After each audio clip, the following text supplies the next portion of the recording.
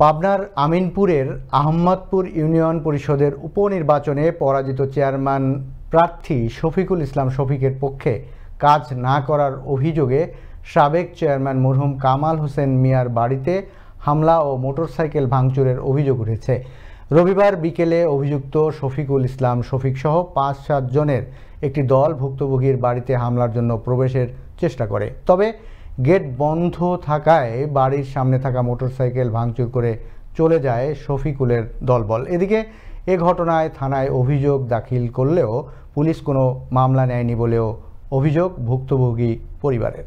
আমার এখানে এরকম ঘটনা ঘটাচ্ছে ওরা, আমি বাড়ির ভিতর থেকে ফোন দিছি, ওদের সাথে আমাকে বলতেছে যে তুমি কেন তাদের সাথে লাগাইতে গেছো। আমি বলবো আমি লাগাইতে গেছি মানে আমি বাড়ির ভিতরে বন্দি, ওরা এসে আমার বাড়ির সামনে ভাঙতেছে। আপনি কী দেখি বলেন, কিসের কথা বলেন, উনি কী জন্য কথাটা বললো উনি জানে, আল্লাহ জানে। তবে আমরা জানি এই শফিকের বিরামপুর একটা মাটির প্রজেক্ট চলতেছে, যেখান থেকে প্রতি রাতে ওসি সাহেব 10,000 করে টাকা দেয়।